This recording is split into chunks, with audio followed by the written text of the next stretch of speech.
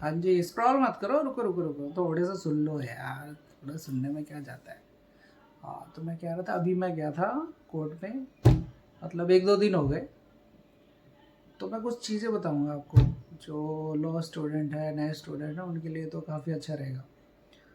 हुआ क्या कि जैसे ही हम कोर्ट में गए, तो वहाँ पे आपको पता ही होगा, वहाँ पे जब हियरिंग होती है तो क्या लिस्ट लगे तो उस चीज़ को क्या बोलते हैं, आइडिया है? चलो बताता हूँ मैं, उसको कहते हैं आइटम नंबर। जब भी कॉल करते हैं, जैसे बुलाते हैं आइटम नंबर ये, तो वो आते हैं, तो आइटम नंबर से बंदों को बुलाया जाता है। ठीक है, फिर उसके बाद हियरिंग चालू होती है। कोई इंटर्न लॉ थे, वो तो आए तो जज साहब के सामने खड़े हो गए, प्लेंटिव थे, तो वो भाई रॉन्ग साइड में खड़े हुए। जज साहब ने कहा, डाटा तो नहीं, वैसे उन्होंने समझाया कि देखो, राइट साइड में जो भी प्लेंटिफ होता है राइट साइड में आए, डिफेंडेड होता है लेफ्ट साइड में आए, यानी कि जज साहब के राइट साइड में और लेफ्ट साइड में डिफेंडेड होना चाहिए। एक बात तो ये क्लियर होगी। ऐसी छोटी छोटी चीज़ें हैं, थोड़ा ध्यान रखा करो। तो एक तो ये हो गया, एक आइटम नंबर मैंने अभी बता दिया, आइटम नंबर क्या होता है। ठीक है, तो एक बार और ऐसे ही हुआ, एक और ऐसे इंटर्न आए, वो तो वो जज साहब के सामने खड़े हो गए। तो इंटर्न है, इंटर्न तो उनको टाई वाई लगानी चाहिए, उनके लिए टाई के लिए बोल दिया, भैया जब अभी एडवोकेट नहीं बने हो तो तुम्हें टाई लगा के आनी चाहिए पड़ेगी, यानी कि ब्लैक कलर की टाई होती है और कोट होता है, तो ऐसे कोट में अलाउ नहीं होता, इसलिए एक चीज़ ये हो गई है।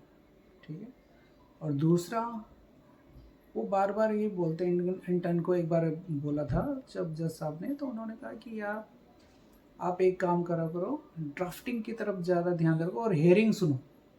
हेयरिंग में क्या होती है, क्या क्या वर्ड आते हैं, क्या क्या चीज़ें हैं, आप यहीं बैठ के देखा करो, सीखो उसको क्या होता है। जब सीखोगे नहीं तो पता कैसे चलेगा। इसलिए कुछ वर्ड होते हैं जो हमें सीखने चाहिए। प्लीडिंग हो गई, प्लीडिंग में क्या क्या है, प्लीडिंग कोई हिंदी में करता है, कोई इंग्लिश में करता है, ये आपके कन्वीनियंस के हिसाब से है कि भैया हिंदी में बोलना हिंदी में बोल लो, इंग्लिश में बोलना इंग्लिश में बोल लो, ऐसा कुछ नहीं है।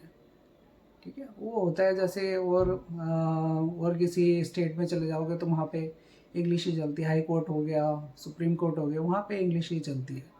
तो आप फोकस करो, अच्छा रहेगा, अच्छी अच्छी चीज़ें सीखने को मिलेगी। कोर्ट में जाओ और वहाँ पे देखो क्या क्या चीज़ें, नई नई चीज़ें, नए नए वर्ड मिलेंगे। हाँ, ड्राफ्टिंग के ऊपर है, मैं कहता हूँ ड्राफ्टिंग रोज़ करो।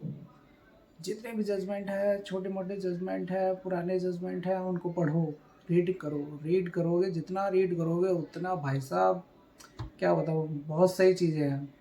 एक केस मिलेगा, उसी केस से रिलेटेड ही आपको जजमेंट निकालो, उसकी सर्चिंग करो।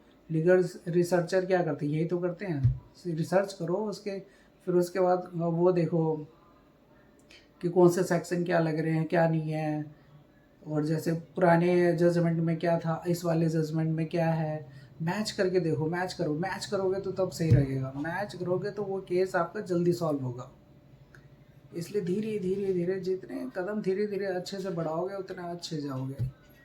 ठीक है, अगली बार और अच्छी चीज़ें बताऊँ। चलो ठीक है जी, बाय बाय।